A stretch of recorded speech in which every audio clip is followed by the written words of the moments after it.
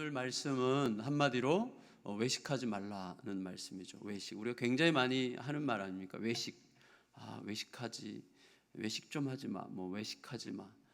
저 외식하는 건가? 이런 식의 이제 생각과 말을 하게 되는데, 외식이 만일에 외식한다고 할 때 가장 간단하게 우리가 겉과 속이 다르다. 겉과 속이 다른 것을 우리가 외식이라고 할 수 있다면, 어떻게 보면 어제 큐티 본문이 원수를 사랑하라 아닙니까? 원수를 사랑하라고 하는 어제 말씀만큼 우리를 외식하게 하는 말씀도 없을 거예요. 그렇죠, 여러분. 원수를 어떻게 사랑할 수 있겠어요? 우리가 사실 우리가 이를 악물고 원수를 선대할 수 있습니다. 원수에게 물도 주고 먹을 것도 줄 수 있어요. 그러나 원수를 사랑하기는 어렵죠. 그래서 원수에 대해서 내 속에서부터 일어나는 사랑의 마음을 가지고 이렇게 선대하고 물도 주고 먹을 것도 주고 도와줄 수 있습니까? 불가능한 거예요. 그래서 원수를 사랑하라는 말씀은 우리를 잘못하면 위선자로 만들 수 있고 외식하는 자로 만들 수 있어요. 겉과 속이 다르잖아요. 겉으로는 물을 주지만 속으로는 사랑할 수 없거든요.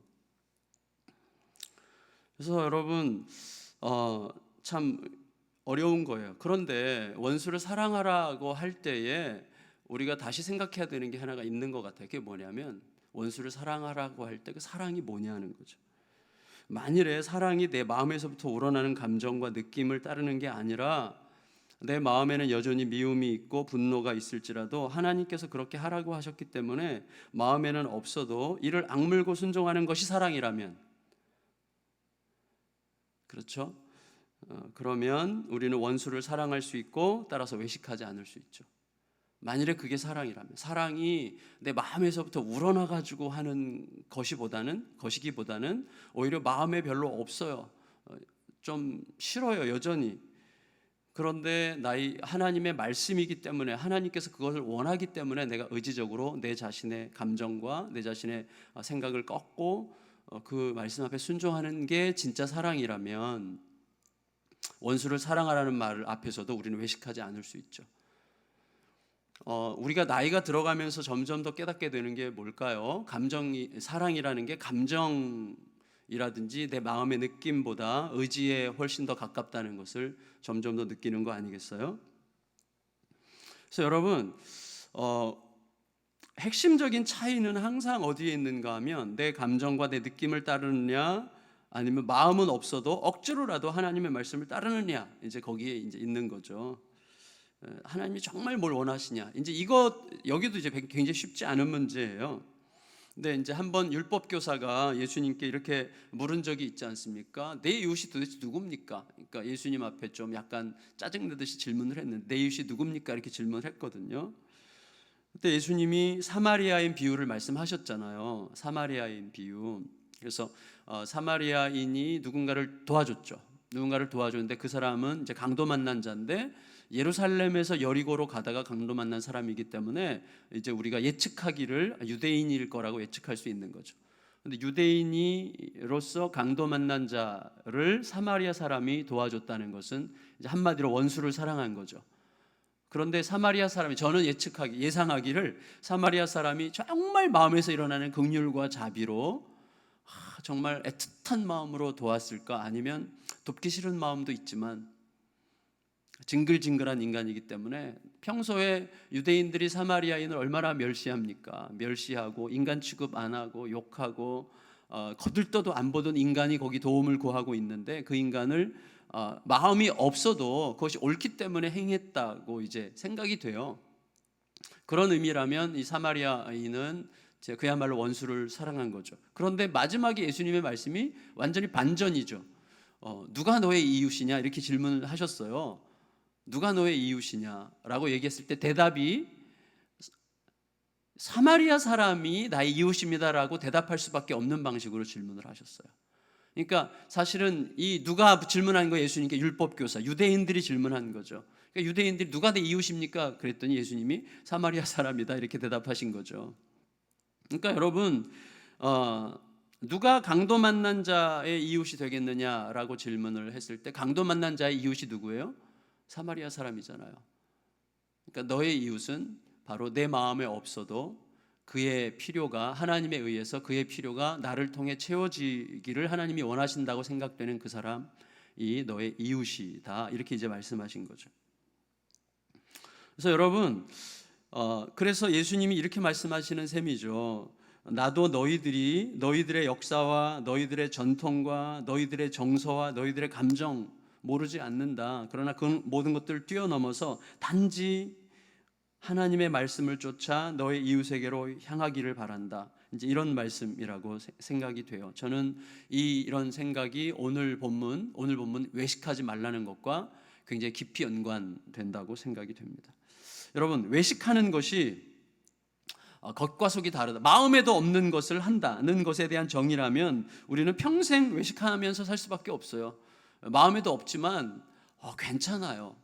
잘하고 있어요. 우리 아이에게도 정말 우리 아이 마음에 들지 않을 때 많지만 괜찮아, 잘하고 있어, 이렇게 이제 말할 때가 있단 말이죠. 하지만 진짜로 외식하는 건 뭐예요? 마음에도 없는 것을 한다, 이런 게 이제 외식이라기보다는 외식에 대한 정의가 좀 새로워져야 되는데, 진짜 외식하는 게 뭘까요? 단지 내숭 떨고 마음에도 없는 소리 하고 하는 게 외식한다, 이건 좀 너무 얇은 정의이고요. 오늘 본문에 따르면 외식이 어떻게 정의되는가 하면 맹인이 맹인을 인도하는 게 외식하는 거란 말이에요. 39절 읽겠습니다. 39절. 이게 이제 외식하지 말라는 것에 대한 이제 시작인데 39절 읽겠습니다. 시작.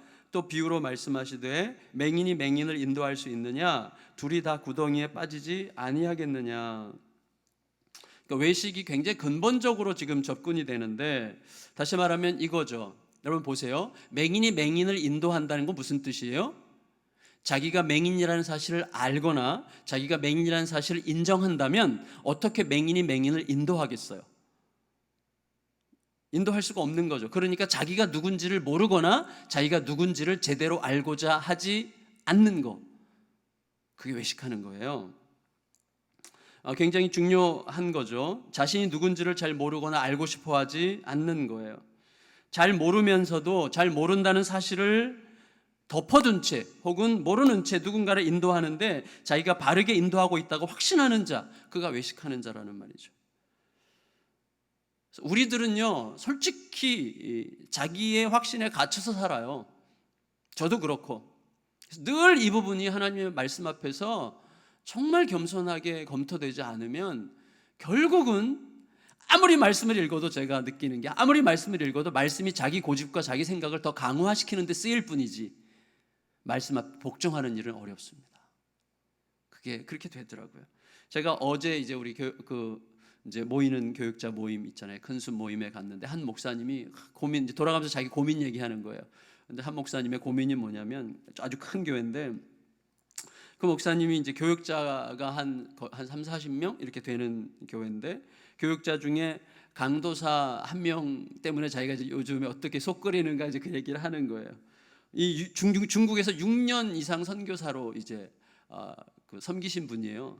그러니까 선교사라고 할 때 선교사라고 하는 느낌이 주는 이제 우리 성도들에게 주는 느낌이 있고, 선교사 세계를 잘 아는 목회자에게 주는 느낌이 따로 있어요. 하여튼 선교사로 중국에서 6년 일했다 할 때 이제 두 가지 면이 다 있는 거예요. 근데 어쨌거나 이 형제가 6년 이상 선교사로 일하다가 신학을 공부해서 강도사가 돼가지고 이 교회 누가 소개해서 이제 교육자로 왔는데, 인상이 정말 순하고 참 착해 보였대요. 근데 이제 겪어보니까 놀라울 정도로 고집이 센 거예요.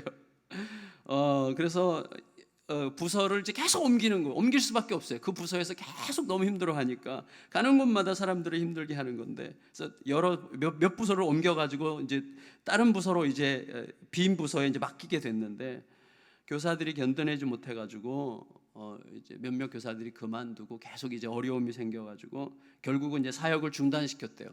사역을 중단시키고 어쩔 수 없이 상담을 받게 했대요. 이렇게 내칠 수는 없고 어떻게 든지 키워가지고 회복시켜서 이제 사역을 해야 되겠다는 생각이, 좋은 마음이죠, 목사님으로서. 교회 안에 상담실이 있어서 상담을 이렇게 받게 했는데, 상담을 이제 몇 주 받고 나서 이제 이 형제의 결론이 뭐냐면, 상담사가 편견을 가지고 자기를 대하고 있다. 상담사가 좀 문제가 있는 것 같다는 게 이 형제의 결론이었대요. 그래서 이걸 도대체 어떻게 하면 좋겠냐고 이야기를 하는 거예요. 제가 이제 이 이야기를 듣고 우리 교육자들이 참 좋아졌어요, 더. 근데 여러분, 사실 이게 자기를 들여다보지 못한다는 게 이게 얼마나 무서운 것입니까? 그러니까 이 형제의 이야기뿐만 아니라 우리 모두에게 그런 요소가 있는 거예요. 나로서는 괜찮은 거예요. 나로서는 온전한 거예요. 그래서 말씀 앞에 자신을 비춰보십시오라고 얘기할 때 말씀 앞에 비춰봐요. 말씀 앞에 가서 뭘 해요? 자기의 생각이 옳았다는 것을 더 많이 입증받는 데만 말씀을 쓰는 거죠.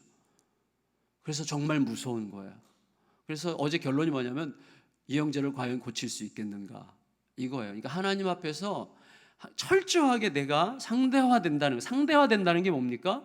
언제든지 내가 틀릴 수 있다는 거, 언제든지 내가 정말 엉터리일 수 있다는 사실에 대한 정직한 인정 앞에서 빈 마음으로 말씀을 대면하는 거죠. 이것도 쉽지 않은 거지만, 그래서 여러분, 주변 사람들이 다 힘들어하는데 자기 편 들어주는 소수의 말이나 혹은 자기 확신에만 무게를 싣고 살아가는 게 외식하는 거라는 거예요.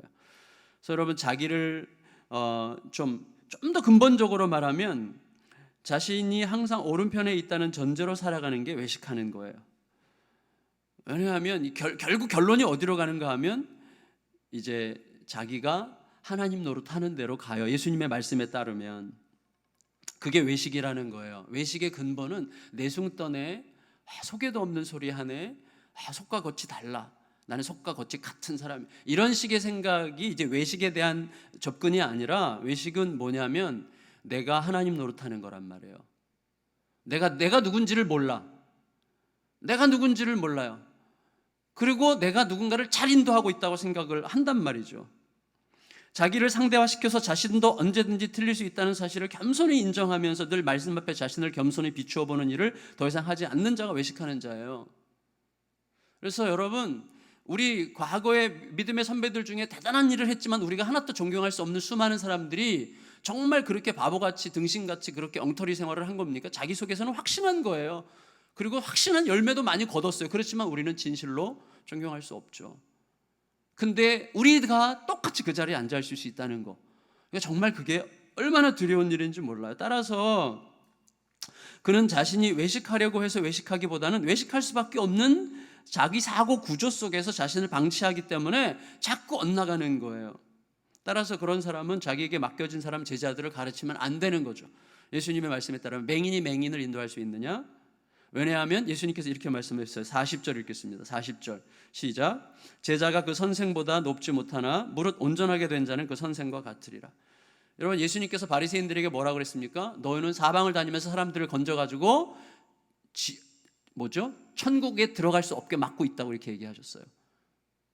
다시 말하면 제자는 스승보다 높을 수가 없어요. 아무리 잘해도 스승 같아지는데, 맹인이 제자 삼아가지고 아무리 열심히 가르쳐도 맹인을 못 벗어나는 거예요.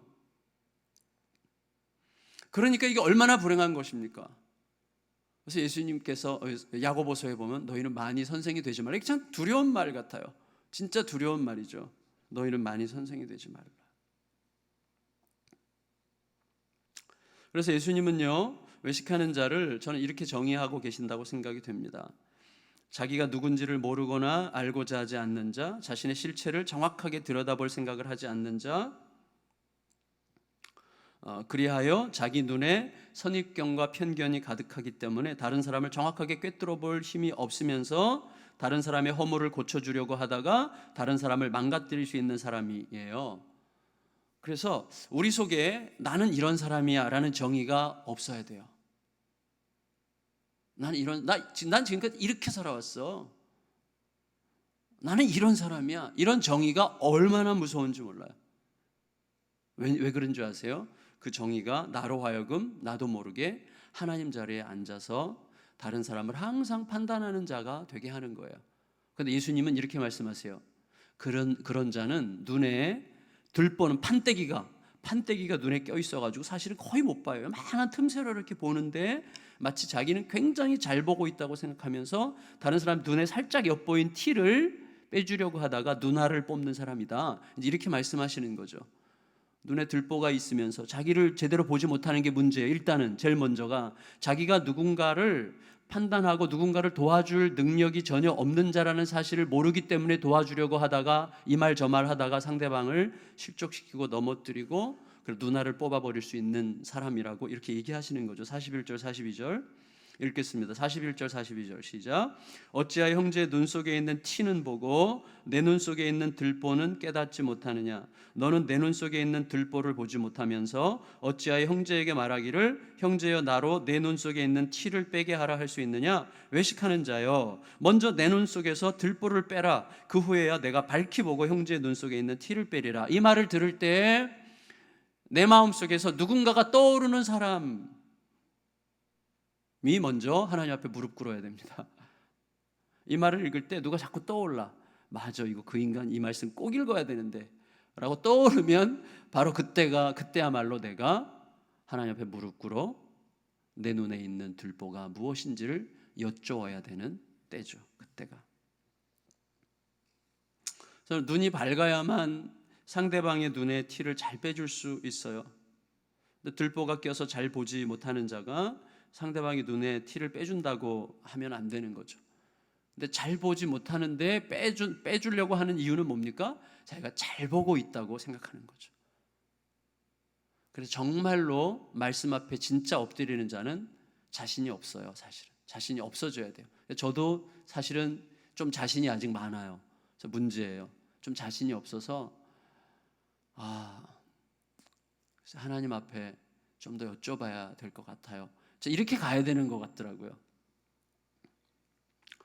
근데 여러분, 그래서 외식하지 않으려면 자기 눈에 뭐가 끼어 있는지도 모르는 채 잘 보고 있다고 착각하고 있기 때문에 외식하지 않으려면 날마다 하나님의 말씀 앞에 자신을 비추어 보는데 그 말씀이 내 고집과 내 의와 내 욕망과 내가 살아왔던 모든 방식을 더 강화시키고 더 보장해주고 더 막 지지해주는 것 같은 방식으로만 말씀이 읽혀지지 않고 그 말씀이 늘 내 마음을 수술해야 돼요.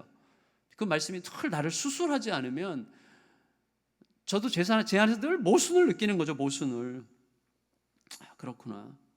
그래서 그러면서 예수님께서 거기에 대한 지지하는 말씀으로 이제 좋은 나무와 못된 나무에 대해서 이렇게 얘기하시죠. 그 의미 명백해요, 여러분. 너무나 명백한 거죠. 좋은 나무가 나쁜 열매를 맺을 수 없고 못된 나무가 좋은 열매를 맺을 수가 없는 것이죠. 좋은 나무와 못된 나무는 운명적으로 그렇게 정해져 있는 게라는 말이 아니에요. 여러분, 이 지금 말씀의 흐름상 좋은 나무는 어떤 나무인가 하면 늘 선한 것만 내는 나무가 어디 있어요? 세상에 우리들 중에 어떻게 늘 선한 것만 냅니까? 우리 속에 얼마나 악이 많은데, 얼마나 더러운 게 많고, 얼마나 욕망이 많은데 어떻게 좋은 나무로 정해져 있겠어요? 좋은 나무는 어떤 나무예요? 하나님 앞에, 하나님의 말씀 앞에서 늘 그 말씀에 따르고자 하는 열망 속에서 나오는 열매가 있는 사람이죠.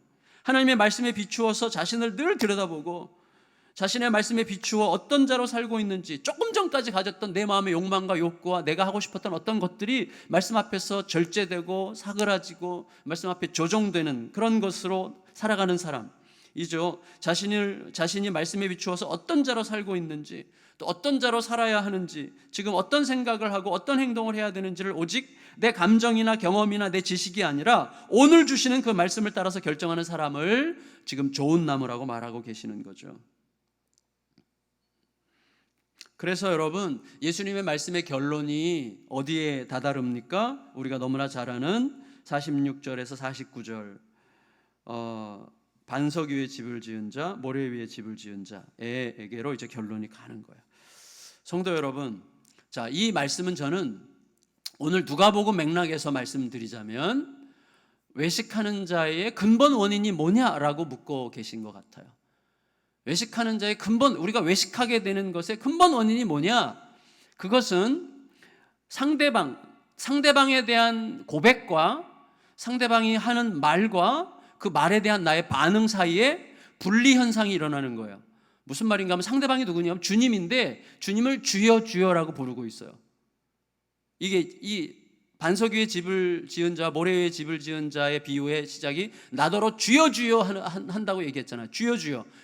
그를 주님이라고 부른다는 건 무슨 뜻이에요? 저는 종입니다, 그 말이죠. 그러면 주인과 종 사이에서 주인의 말은 종의 행동이에요. 곧 주인의 말은 곧 종의 행동이에요. 그런데 지금 그 상대를 주인이라고 주여 주여라고 부르면서 그분이 말씀하셨는데 순종이 안 되고 있어요. 그러면 왜 순종을 안 하는 거죠?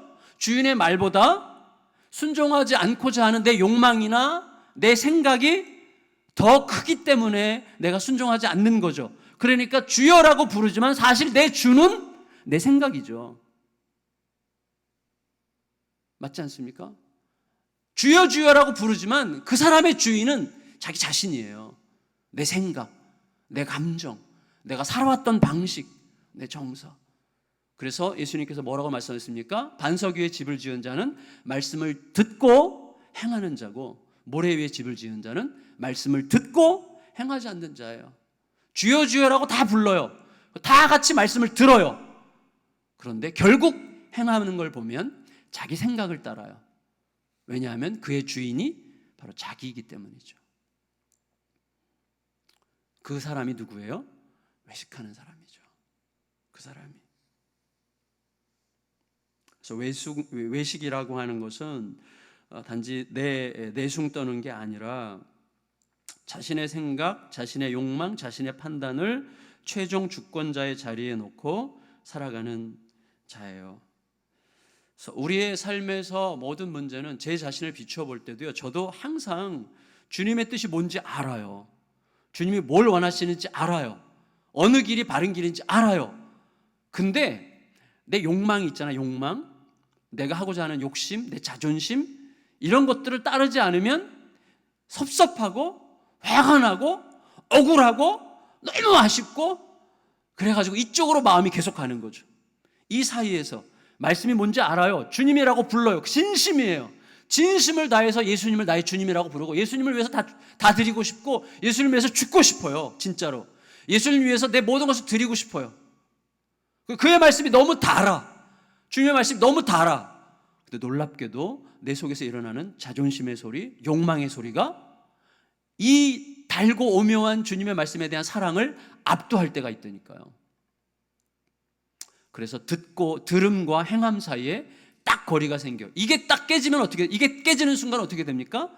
나를 망가뜨리고 가정을 망가뜨리고 교회를 망가뜨리고 그리고 하나님에 대한 신뢰가 망가지는 거죠. 여러 우리 공동체 안에서 그렇게 되는 거더라고요. 여러분, 우리 믿음의 많은 선배들, 제가 어제 저녁 때 이제 어느 교회에 잠깐 말씀을 나눌 기회가 있어서 갔는데, 저 광교에 있는 교회인데 그 교회 가서도 목사님이랑 이렇게 이제 식사 교제하면서 이 얘기 저 얘기 하면서 둘이서 어떻게 고백의 시간이 있었어요. 이제 저희 한 달에 한 번씩 이렇게 만나는 분인데 고백의 시간. 우리 저 속에 있는 고백들을 얘기했는데요. 우리들끼리 하는 고백이 있었어요. 그러고 나니까 정말 귀한 시간이다 이런 생각을 하게 됐는데, 제가 늘 자신에게 느끼는 게 그런 것들이죠. 주님을 정말 사랑해요. 주님을 위해서 내 자신을 드리고 싶어요. 내 인생을 완전히 주님께 걸고 싶어요. 그걸 걸었다고 저는 확신해요. 그의 말씀이 너무 달고 오묘하고 맛있어요. 근데 그 사이에 욕망과 자존심과 인간적인 생각들이 끼잖아요. 얼마나 이 힘이 센지 몰라요. 그리고 말씀을 이것을 강화시키는 데 써요. 내 고집과 내 생각을 말씀도 지지한다는 방식으로 말씀을 읽고 있는 내 자신을 볼 때가 있어요. 너무나 두렵더라고요, 그게. 그래서 여러분, 우리 자신이 하나님 앞에 늘 겸손하게 엎드려서, 그리고 공동체 앞에서 정말 겸비하게 엎드려 있어야 됩니다. 공동체 안에서. 그래서 내가 소위 저 사람 말은 이 정도 무게야, 저 사람 말은 이 정도 무게야, 저 사람 말은 이 정도 무게야라는 생각을 가지면 안 돼요. 그게 두렵더라고요. 그 말은 뭐예요? 이미 내가 판단하고 있는 거예요. 이미 내가 내 생각을 가지고 시작한 거예요. 공동체 안에서도. 그게 없어야 되더라고요. 어린아이의 말이든 누구의 말이든 하나님께서 그를 통해서 언제든지 말씀할 수 있음을 기억하면서, 그래서 왜 우리가 신앙적으로 그렇게 고결하게 끝까지 깨끗하게 가신 분들이 그렇게 엉터리라기보다는 좀 밸런스가 깨져서 가신 분들은 굉장한 권위가 있지만 그 사람은 모든 사람 앞에 두려움을 주는데, 정말 진짜 경건에 이르는 사람들은요, 사람들에게 정말 평안함을 줘요. 그리고 모든 사람에게 귀를 기울이죠. 어린아이고 모든 사람에게 귀를 기울여요. 근데 제가 그래서 그 앞에 걸리는 거예요. 저도 모르게 이렇게 구분을 하는 거죠. 당신의 말은 이 정도에 있어요. 당신의 말은 이 정도에 있어요. 이미 판단하고 들어가는 거예요. 이게 굉장히 무서운 거예요. 말씀 앞에 겸손히 듣고 겸손히 경청하고, 이번 주일날 제가 설교할 때 잠깐 말씀드리려고 하는데요. 우리들은요, 대화를 할 때 내가 옳지 않은 자로 드러나는 것을 너무 싫어해요. 너무 싫어해요. 그래서 끝까지 내가 옳은 자여야 하기 때문에 이제 굉장히 힘들어지기 시작하는 거거든요. 그러니까 그 모든 것 근저에 뭐가 있어요? 어제 대화의 결론은 그거였어요. 결국 모든 문제의 뿌리는 내가 하나님이 되려고 하는 에덴의 범죄가 다시 반복되고 있는 거다. 여전히 날마다 전에 말씀드린 선악과는 여전히 우리 앞에 버티고 있는 거죠. 그래서 하나님 앞에서 주님께서 하신 그 말씀이 내 정서, 논리, 합리적인 판단에 전혀 맞지 않잖아요. 선악과 먹지 말라는 말 자체가 합리적이지 않잖아요. 왜 그걸 거기다 놔가지고 먹지 말라고 합니까? 그렇지만 주께서 말씀하셨기 때문에 먹지 말아야 되는 거예요. 이 부분을 생각하면서 하나님, 물론 생각하지 말라는 게 아니죠. 내 모든 생각보다 하나님의 말씀이 훨씬 더 중요하다는 사실을 인정할 때만 순종할 수 있는 거죠. 그래서 바라기는 오늘 이 외식하지 말라는 주제인데, 외식하는 자여, 오늘 이 아침의 주제가.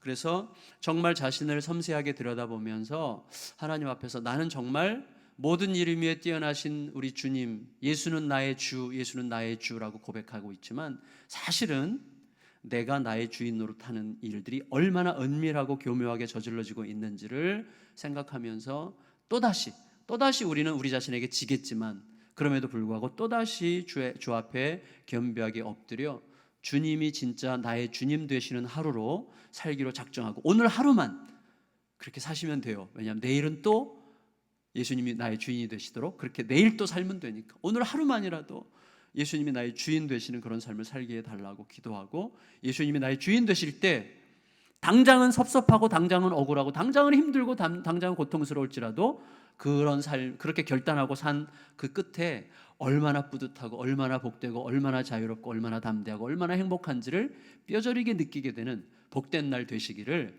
예수님의 이름으로 축원합니다. 우리 아까 불렀던 찬양